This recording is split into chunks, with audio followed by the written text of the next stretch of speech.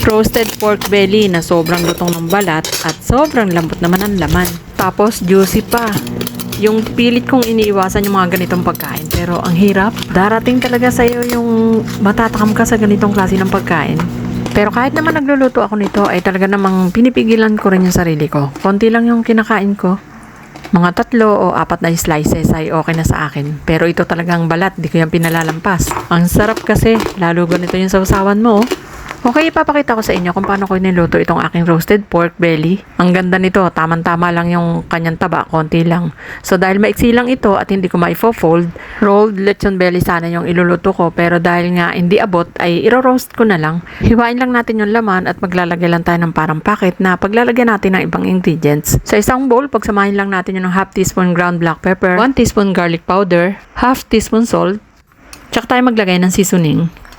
I-mix lang natin dahil ito yung irarab natin dito sa ating pork. Patutuyuin ko muna para matanggal yung ibang tubig. Lagay lang natin sa pagitan ng mga hiniwa natin sa mga gilid para lahat ay malasa.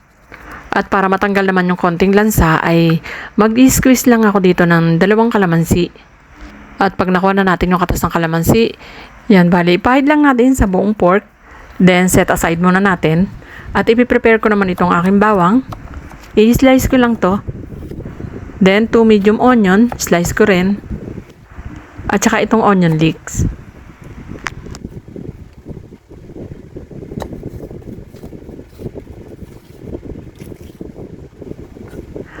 At pagkatapos niyan ay ilagay na natin dito sa packets na ginawa natin dito sa ating pork para tagos na tagos talaga yung lasa hanggang kaloob-looban. Yan, isingit natin dyan yung hiniwang bawang, sibuyas, at onion leeks. So, bawat pagitan ay lalagyan natin. Siyempre, meron din ako natirang onion, garlic, at saka yung onion leeks, ilalagay natin dito sa ilalim dahil imamarinate ko muna yung aking pork. Bali, bukas ko pa ito iluluto. Yan, pataob ang gagawin natin para ma-absorb pa yung lasa ng onion at saka garlic. Titimplahan ko rin ng asin yung balat, hayaan natin tong naka-expose at ilalagay natin sa ref overnight.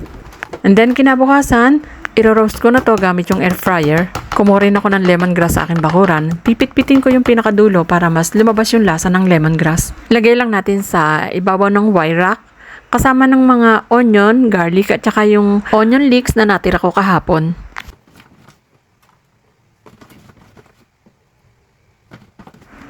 Ayan, at ilagay na natin yung pork. Then, ibabrush ko lang yung skin ng soy sauce at saka ng mantika para maganda yung kulay pag naluto.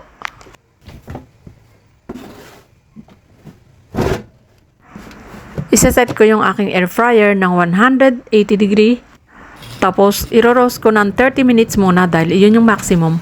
Pagkatapos ng 30 minutes, ganito na yung itsura niya. Ibabrush ko ulit ng pinagsamang soy sauce at saka cooking oil. Pagkatapos niyan ay 180 pa rin. Isa-set ko to uli ng 30 minutes. Ayan, at pagkatapos ng 1 oras, ganito na yung itsura niyan. Sobrang lutong na ng balat. Papahiran ko ulit ng pinagsamang soy sauce at saka ng cooking oil.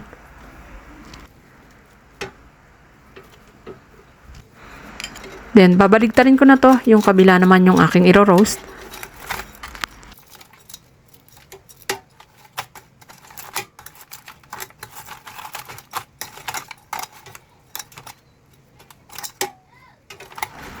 Yan, pagkatapos niyan ay yung pinaka-meat naman yung ibabrush ko ng pinagsamang cooking oil at saka soy sauce. Then, iseset ko ulit sa 180 degree for 25 minutes. Pagkatapos ng 25 minutes, ganito na yung itsura niya. Ayan, luto na yan, pero gusto kong mas malutong pa yung balat. Papasok ko ulit sa air fryer and then iseset ko na sa 200 degree for 10 minutes. Ayan, pagkatapos ng 10 minutes, ayan na yung itsura niya. So, bali, 1 hour and 35 minutes ko siyang ni-roast. Dahil maliit lang naman yan at saka hindi naman masyadong makapal yung meat. Kaya yung 1 hour at 35 minutes ay sapat na. Okay, ilagay na natin sa plato at palalamigin ko muna to ng konti para malutong na malutong yung balat. Tingnan nyo naman, nakakatakam yan, di ba? Tapos gumawa pa ako ng ganito kasarap na sausawan. Comment nyo na lang kung gusto nyo yung recipe ng aking sausawan. Okay, ayan. Pakinggan natin at i-enjoy natin yung lutong ng aking pork belly.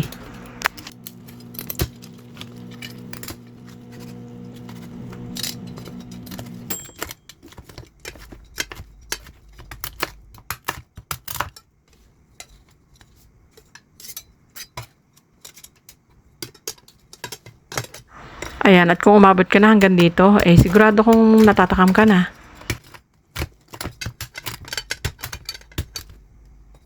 Ayan, kung aabot ka pa hanggang dulo, eh sigurado talagang maglalaway ka na. Okay, enjoy and thank you for watching.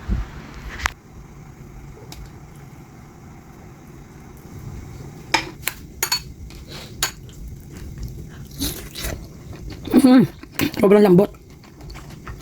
Kasi may balat.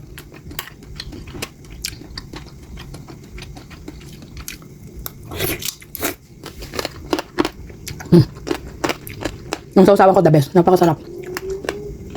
Masarap na yung sausawan. Masarap pa yung pork. Ay, Ganang mag-budget. Huwag ka mo namang diet ngayon.